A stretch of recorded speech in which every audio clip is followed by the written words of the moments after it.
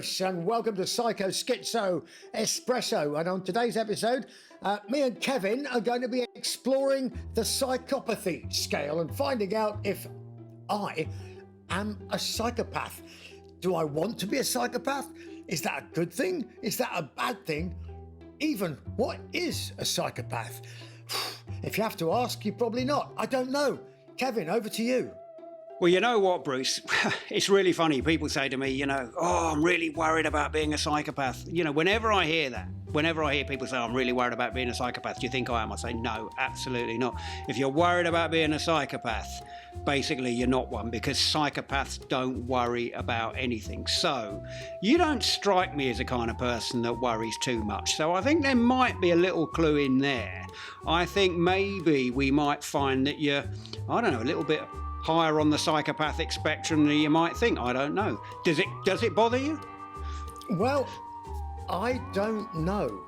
It depends, I suppose, whether you want to be the president of the United States.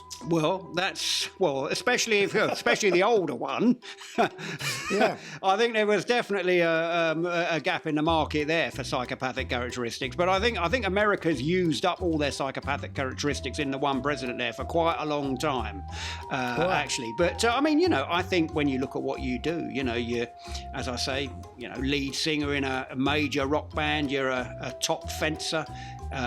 Airline pilot, all these kinds of endeavours call for focus, coolness under pressure, clarity of thought.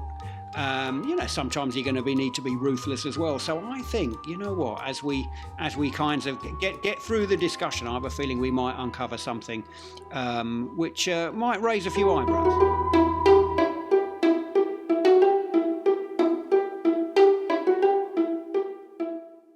We're going to start off today with a little dilemma, okay? So I'm going to read you out a conundrum, and I want you to have a little think about this. I want you to have a think about it. Okay. So, while attending her mother's funeral, a woman meets a man she's never seen before. She's mysteriously drawn to him. She believes him to be her soulmate and falls for him instantly. But she never asks for his number. And when the funeral is over, cannot track him down. A few days later, she kills her sister. Why? Okay. Any ideas why she might kill her sister? Most people have no idea, I'll tell you the truth, right? So I thought I'd throw you in the deep end. Most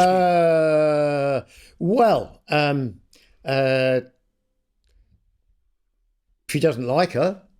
Yeah. Is as good a reason as any. As good a reason as any. You're telling me something about yourself now, by the way. She doesn't like her.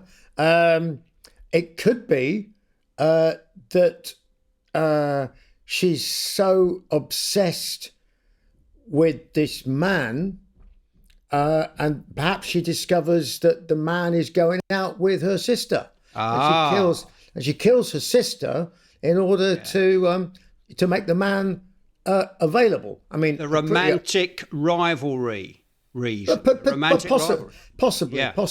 Well, that is what most people say, right? Okay. You've actually told me something about yourself here. Now, actually, this little conundrum is doing the rounds on the internet. It's been doing it for years, okay? And basically, it's meant to be able to tell you whether you think like a psychopath, okay? Because the real reason that the woman killed her sister, right, wasn't out of jealousy. Some people say, she might have found her sister in bed with a fella and she wanted revenge or wanted jealousy, out of jealousy, that kind of thing.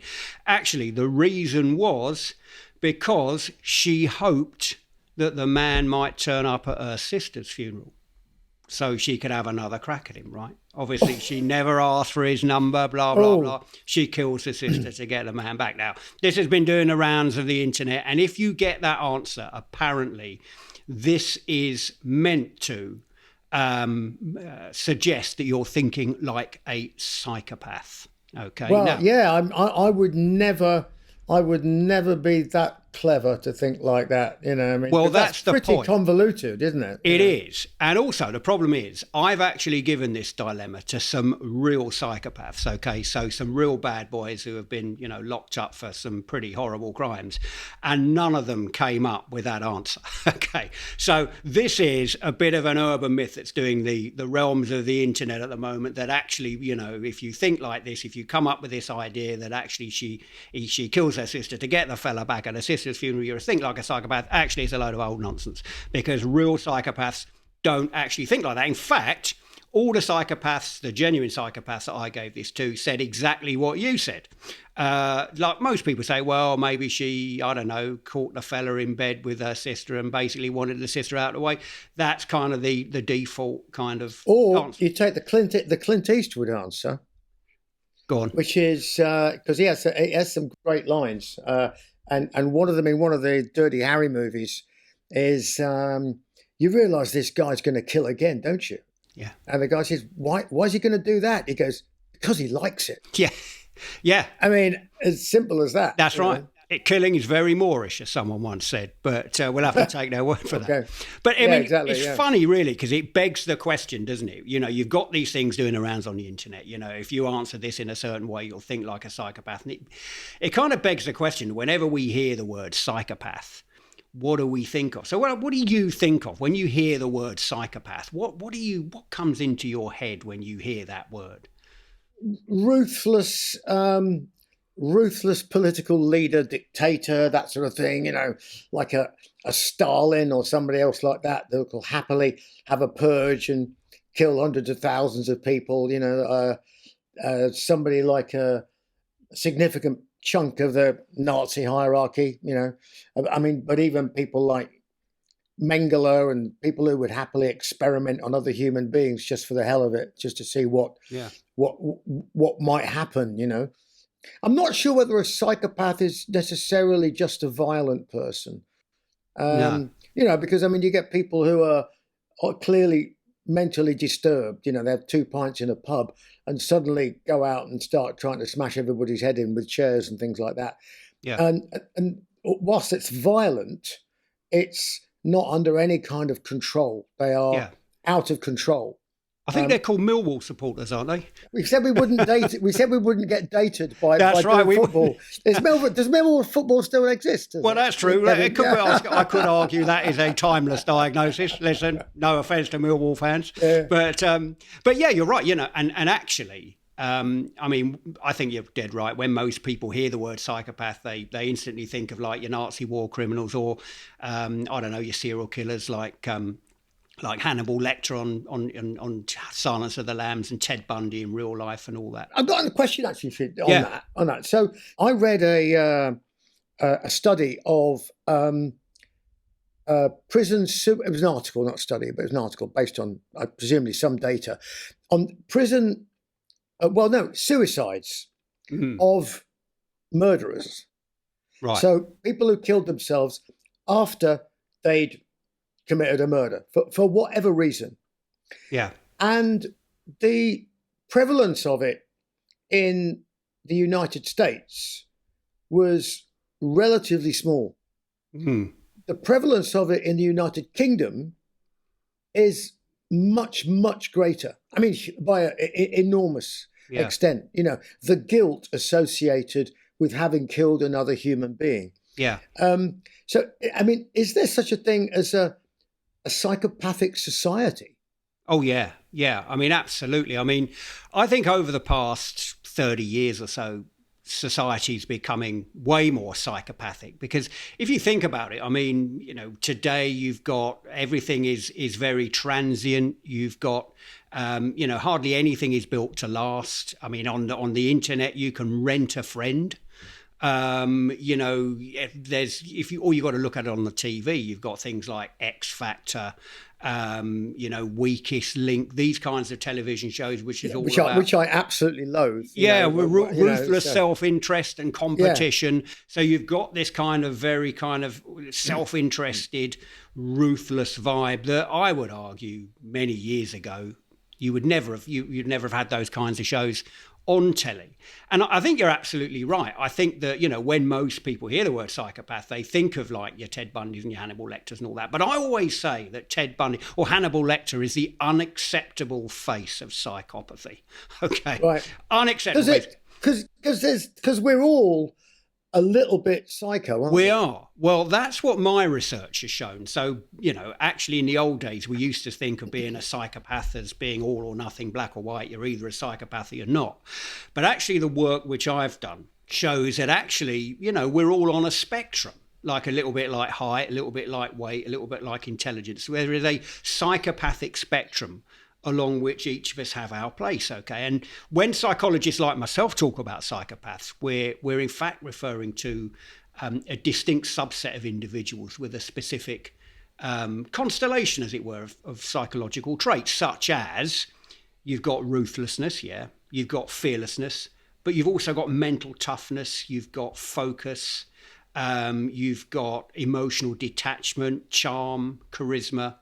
And then, of course, you've got those trademark deficits in conscience and empathy that you hear so much about. Now, I think the key here, which I think many of our listeners might not realise and might be interested in, is that none of these particular characteristics like ruthlessness and fearlessness are necessarily a problem in themselves.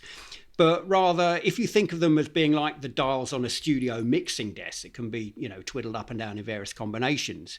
You arrive at a genuine conclusion, which is that actually there's no one definitive correct setting in which those dials may be positioned, but it will depend on circumstances, upon the particular set of situations that you might happen to find yourself in. So, there are times when you might need to be ruthless and fearless, and there are times when you might not need to be ruthless and fearless. So actually, the idea of, first of all, psychopathy, you're a psychopath or you're not, being black or white, is a bit of it's a bit of a myth, really, because we're on a spectrum. But also the idea that all psychopaths are bad, is also a myth, because actually, there are certain professions, certain times where we might need psychopaths or people high on the psychopath. We were talking about this, weren't we? And we were talking because, obviously I had a hip operation which involved somebody breaking the bones of my leg, taking half of it off, hammering a 5-inch piece of titanium into me, and stitching me back together. Now, they did give you an anaesthetic, didn't they, Bruce? This wasn't done in the street, was it? Only just. So, to do that to another human being, albeit it's going to work out fine, mate, you hope, that's got to be you've got to have a pretty interesting mindset to be able to do something like that. We were talking about doctors and indeed surgeons who were psychopaths, and it's quite prevalent. It is. Well, it's really funny you should mention that, because a few years ago I did a survey, and it was called the Great British Psychopath Survey. So people came onto my website where they completed a special psychometric test, a questionnaire designed to measure the presence of psychopathic personality characteristics within the general population. And they were then given their score. We'll come on to that in a minute. But then there was a little twist. They also had to say what they did for a living, okay? So what I wanted to find out was what was the UK's most psychopathic profession, okay?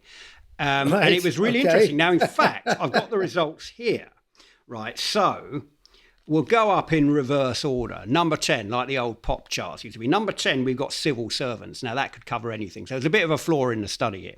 Number 10 was civil servants. Number 9 was chefs. Okay, number 9, chefs. Number 8, this is interesting, was clergy, church people.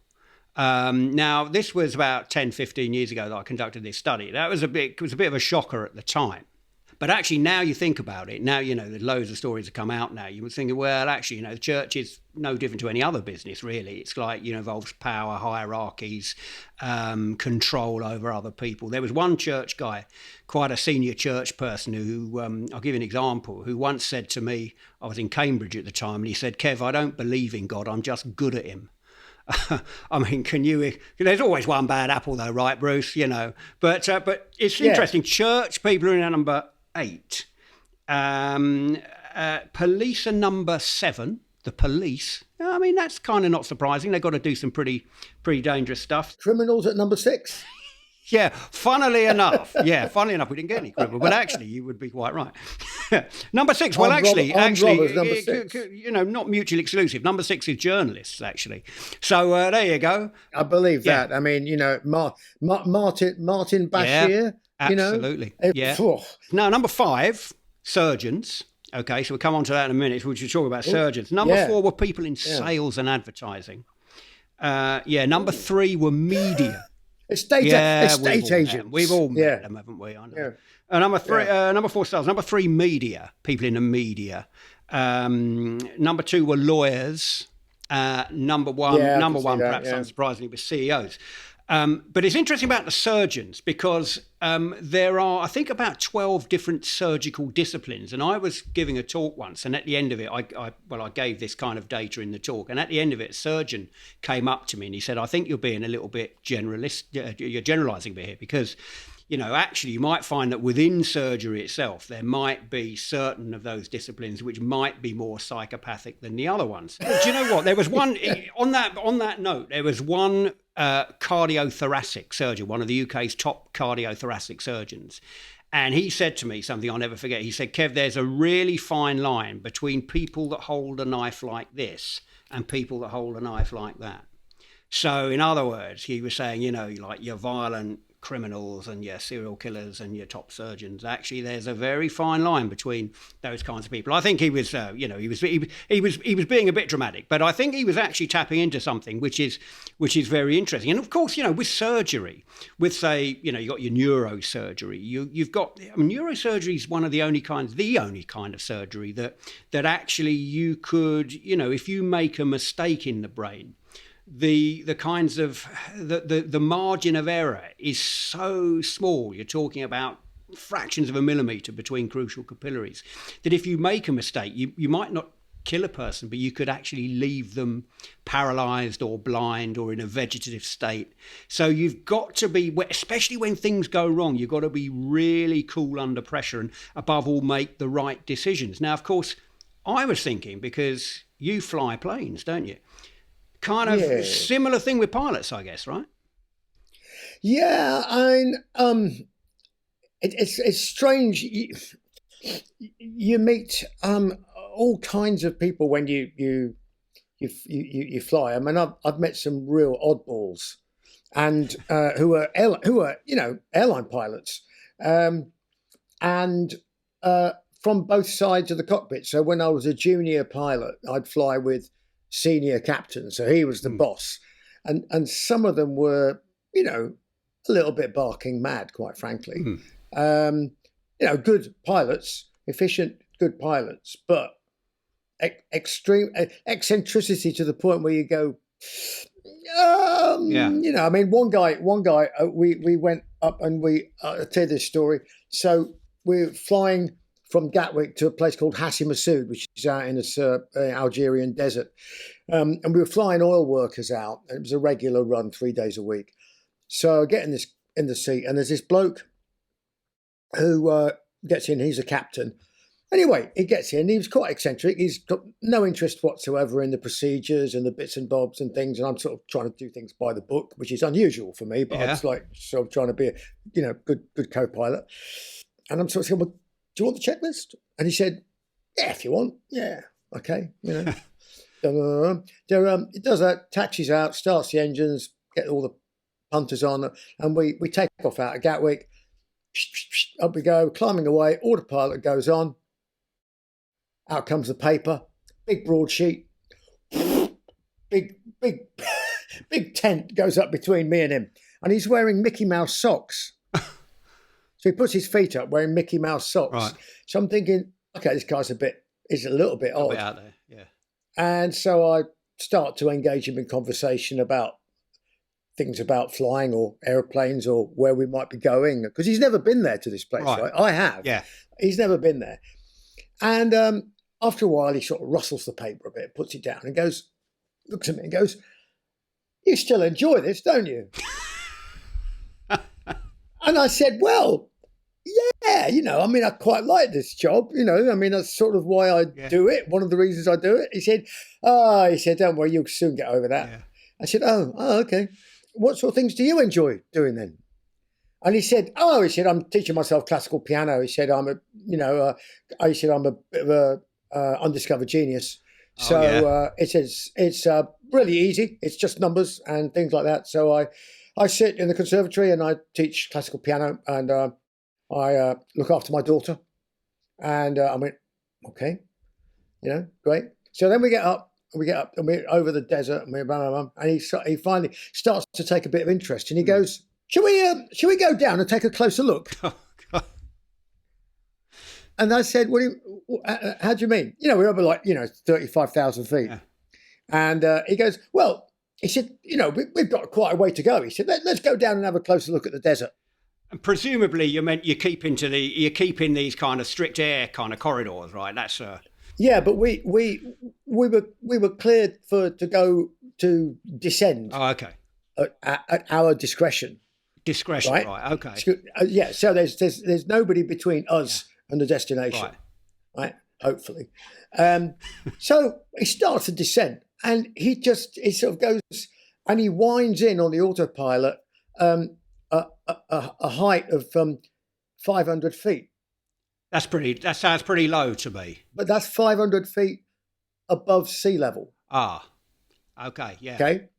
Now the trouble is that the floor of the desert is about 2,000 feet above sea level. So he winds this in and starts to descend. And I said, you do realise that the desert is actually 2,000 feet round here, don't you? He goes, oh, is it? Oh, and he winds it up to sort of 2,500 feet. Did you have a little parachute in there, Bruce, in the cockpit? No, I just thought, you're thinking, I think I just have to keep a really close eye on this bloke. And then on the way back, he was nice as pie. And we got out and he said, I really like you. You're a really good co-pilot, and... presumably you never flew with him again, right? No, he cropped up every now and again. Then he disappeared. Presumably he was busy becoming classical piano master, wow. I mean, but so honestly, I mean, there was one time in again, I was the first officer, and we were in this godforsaken place in Kazakhstan called Uralsk.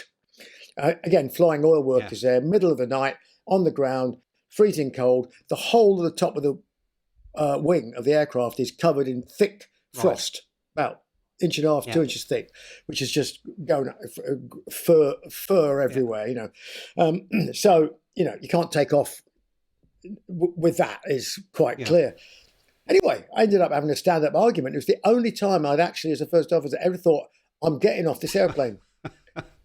I thought, I'm getting off this airplane. You are not going to fly an airplane loaded. He wanted to take it up with a frozen wing. Oh, yeah.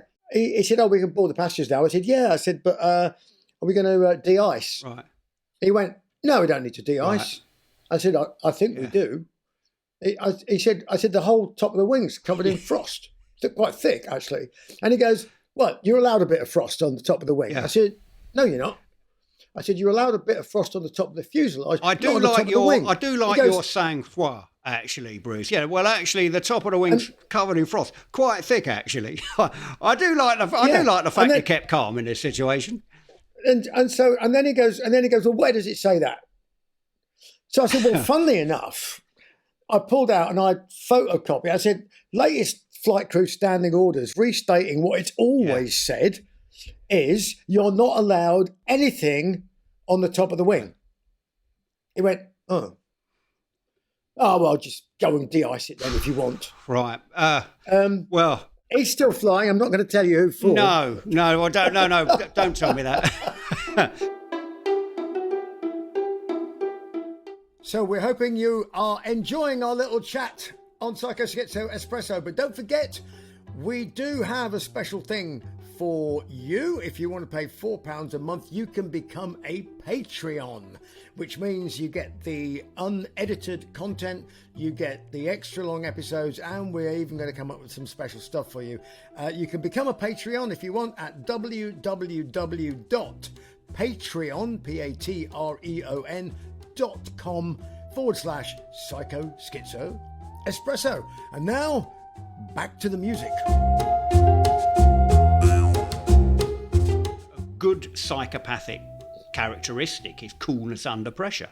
It's the ability to focus and to get on with it and to be cool under pressure. And that's one of those personality characteristics that is valuable that psychopaths have. Another is the ability to be ruthless when it matters. Now, I'm going to give you another little dilemma, okay? And we're going to see how you get on with this one, right? So it's entitled, "Would You Kill Baby Hitler?" Okay, so let's say you go back in time in a time machine and you find yourself in a room with a newborn baby in a cot, okay, and you've got a pillow in your hand.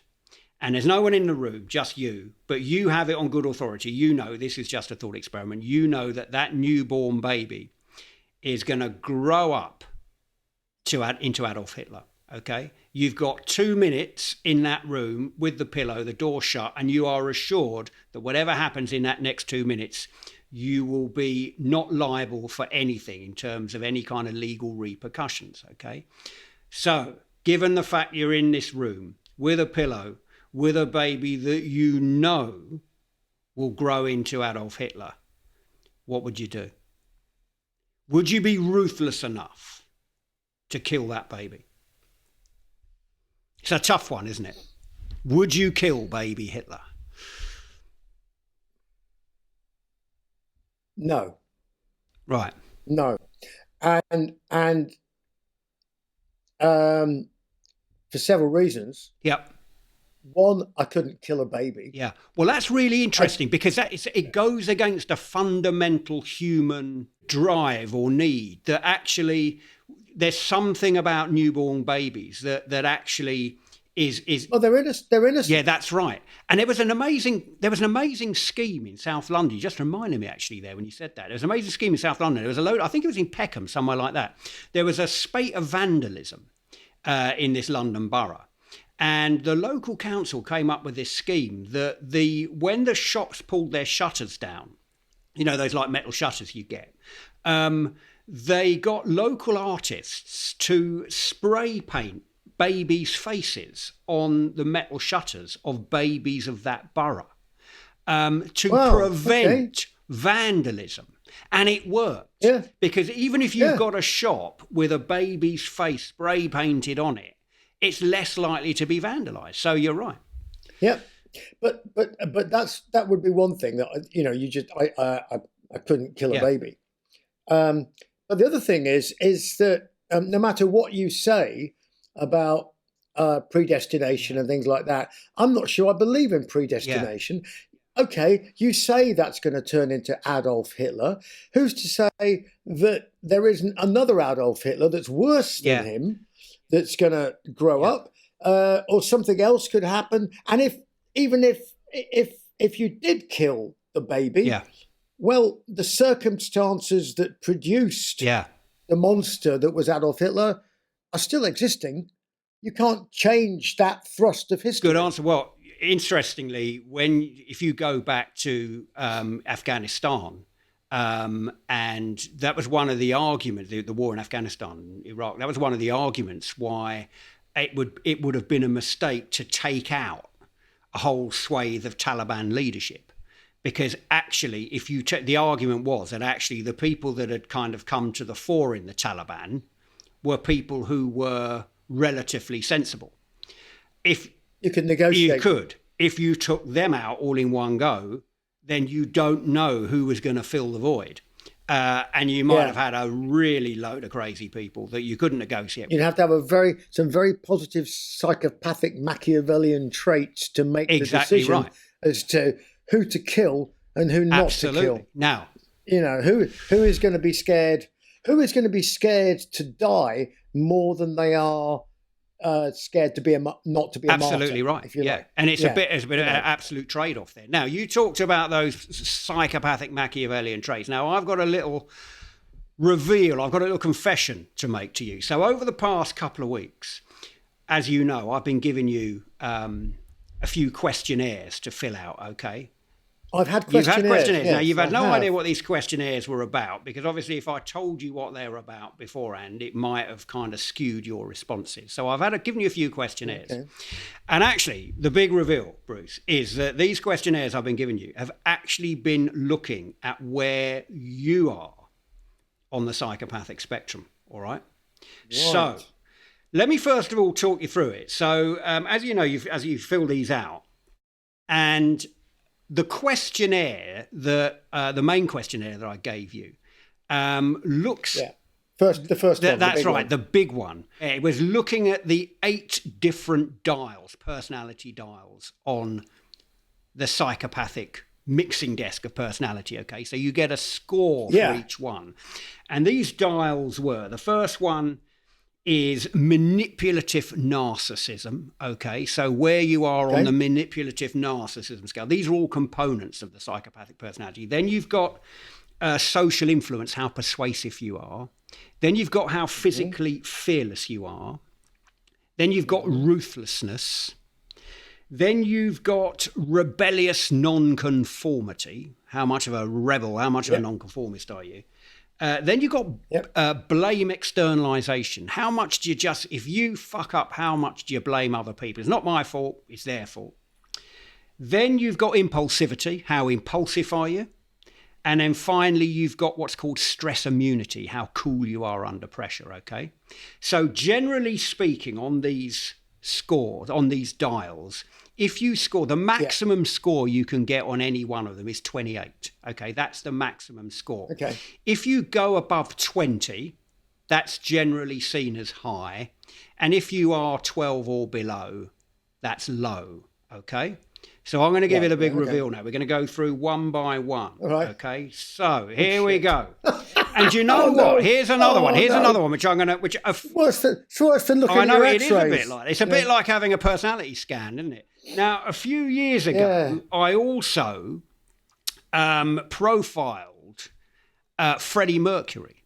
All right. On this, I'll profile Freddie Mercury, and we're going to see. So I've got Freddie's results here. Did Freddie actually do them himself? No, I got someone who knew him very, very well, a Freddie insider to do it. Right. Who shall remain nameless.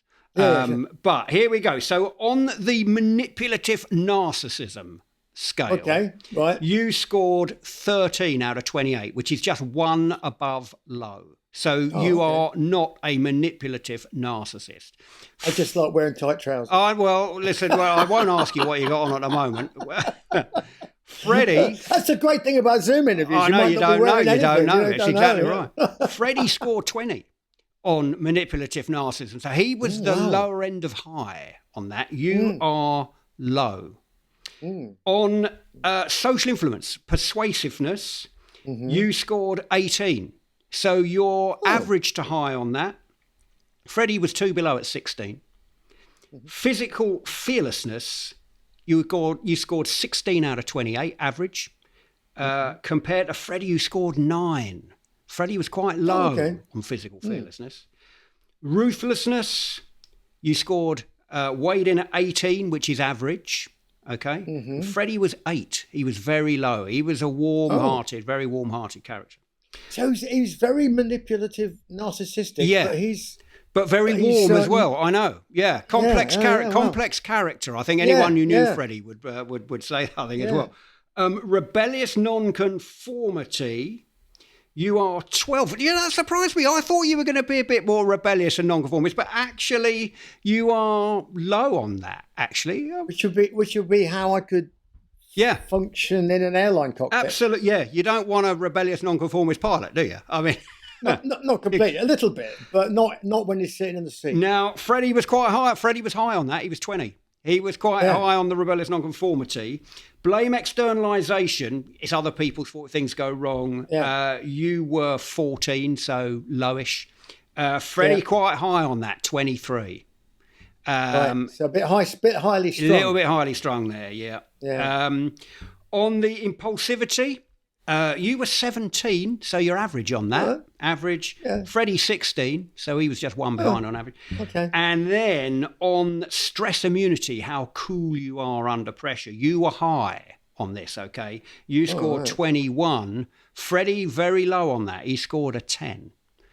So you probably want me in the cockpit. I and wouldn't not Freddie. want. Listen, I think it would be good. I think if you and Freddie, I wouldn't want you as a pilot and a co-pilot. No. I would, yeah. No, I don't know if that no, plane would no. ever come down. I'll tell you a story about Freddie when I met Freddie, and it's really funny because the only time I ever met Freddie was in 1985 at Rock in Rio, Right. and it was at a party before the gig, and I mean, everybody in that. I mean, the place was just, there were mountains of like Peruvian marching powder doing the rounds and everything. And Freddie was all, and he came in some like fur coat or something and was like, "Dolly, dolly, da boy," you know, and he came up and gave me a big hug. He goes, "Darling, I'd love to see you. Big hug, big hug." And then he went over to the bass player and said, "You want to get rid of that singer now? Get rid of him quickly." Oh, dear. You know, so all in one. There you go, encapsulated all in one. Well, I think actually that's Freddie's results encapsulated in the one story right there, actually. Yeah. But exactly. Interestingly, the results of this, Bruce, are that you are not, Bruce Dickinson is not a psychopath. Put my glasses on. Look at you. Yeah, in great detail. that's right. I've got getting my credibility factor right.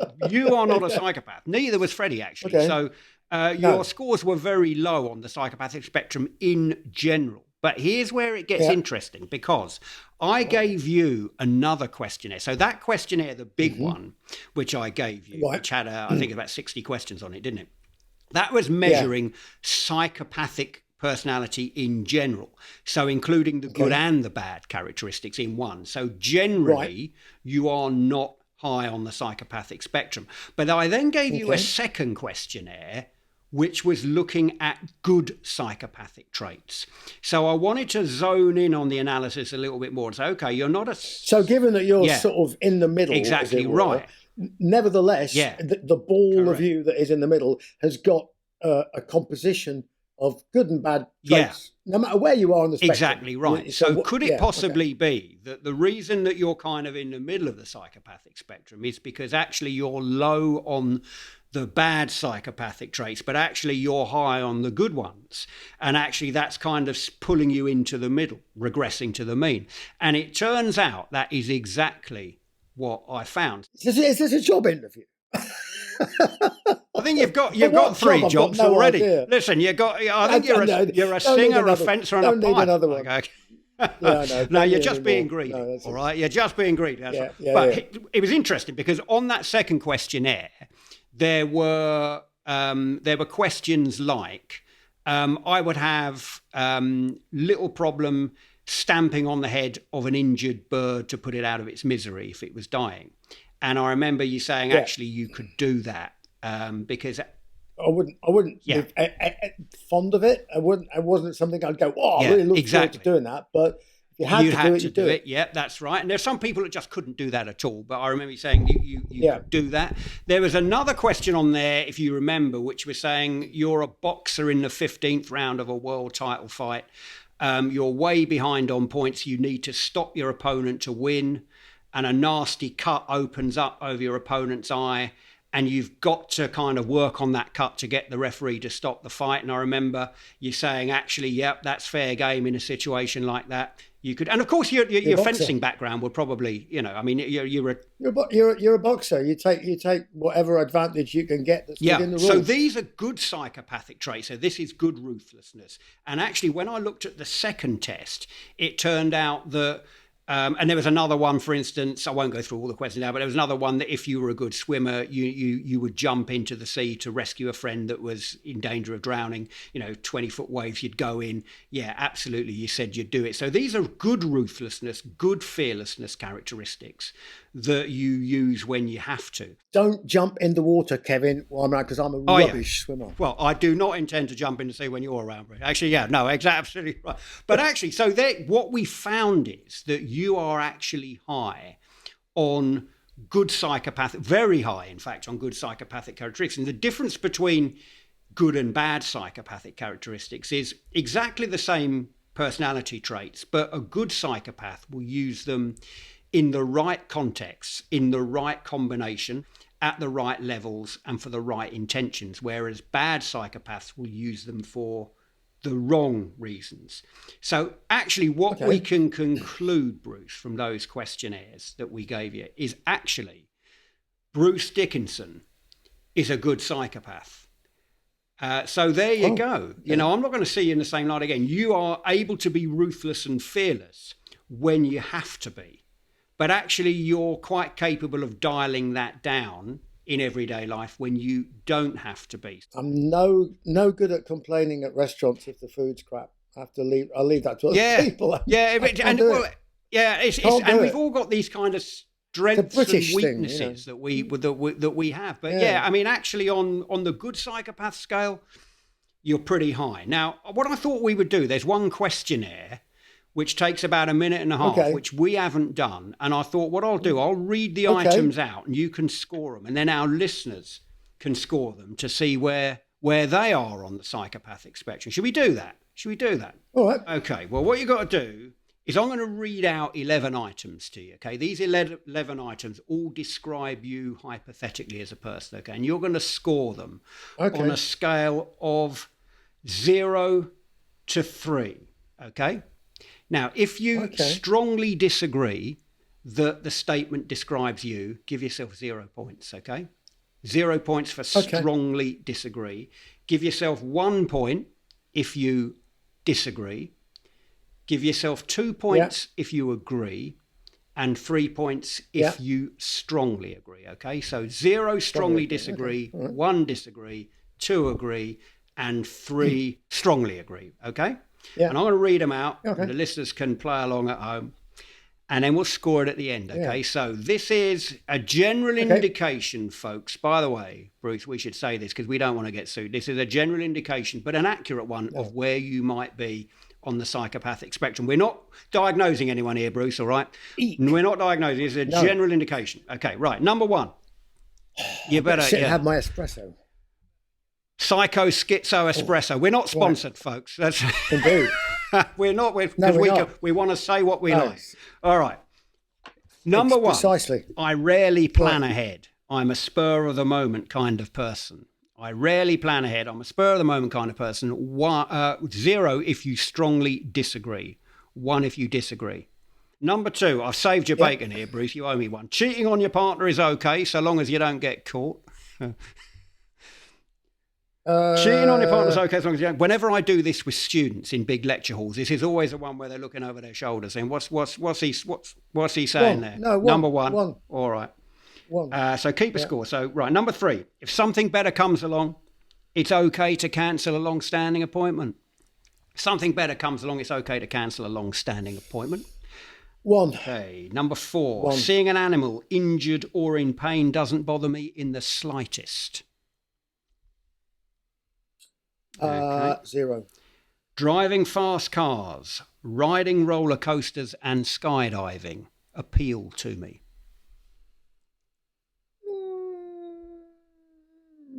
It's hard because roller coasters I get a bit bored. Skydiving scares the shit out of me. Driving fast cars, riding roller coasters. I'd be a 1. I'd be a 1. Okay. I'd be a 1. Even though I drive like a maniac, but Do you have a fast car? What have you got your car up to? I'm not telling you where I got it up to 140 miles an hour. Because that might make it. Must have been Germany on the Autobahn. That's where it was, wasn't it, Bruce? Yeah. I haven't got a car anymore now. My son wrote my car off in a slow speed shunt, but I just can't be bothered to get another one because the roads are just full of people. I know. Why has somebody taken my road? I know. So I'm like, just don't go there. I like racing cars, so I like go-karting, racing, and all that stuff. But driving, waste of your life. I know what you mean. All right then. What are we on? Number 5. Number 6. Number 6. It doesn't matter to me if I have to step on other people to get what I want. Doesn't matter to me if I have to step on other people to get what I want. No, that'd be a 1. Number 1. Okay. Number 7. I'm very persuasive. I have a talent for getting other people to do what I want.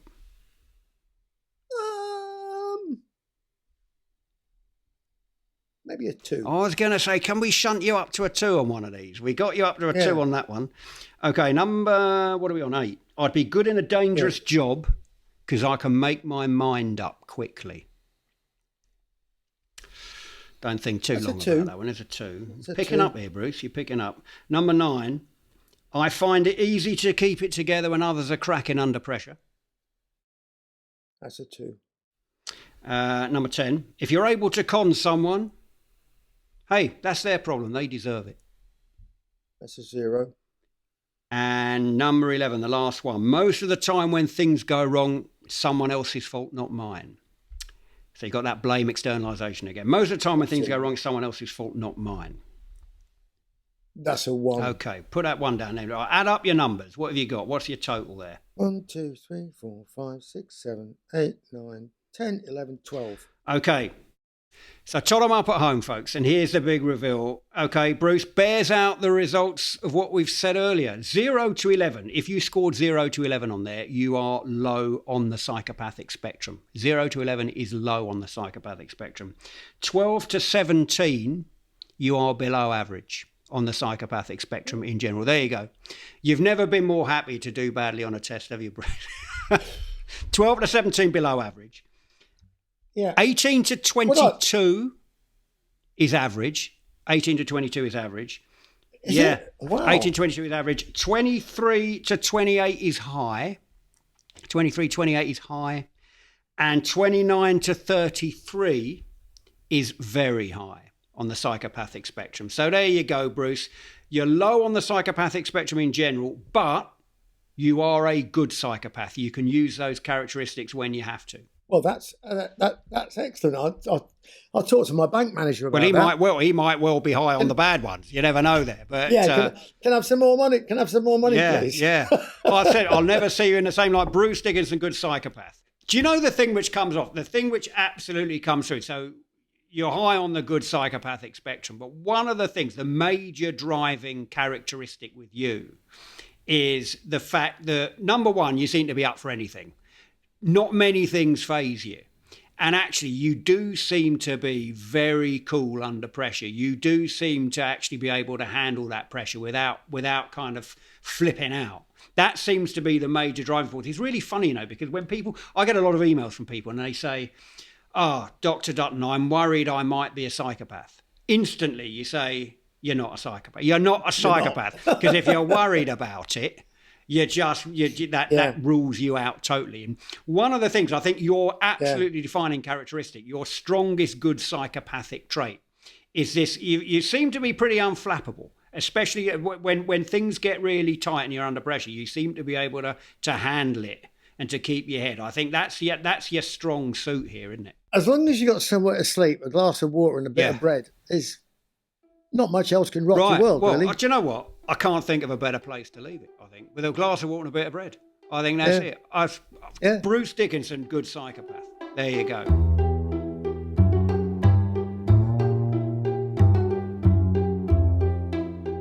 Hello, folks. We hope you're enjoying Psycho Schizo Espresso. Just to remind you, it's a Pod Prod production, so please feel free to like, subscribe, and leave a review wherever you get your podcast.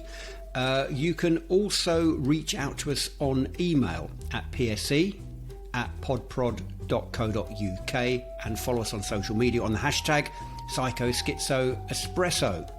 You can also, of course, become a Patreon by clicking on www.patreon.com/PsychoSchizoEspresso, where you can gain exclusive access to unedited and unfiltered content if your brain can possibly handle any more of me and Bruce.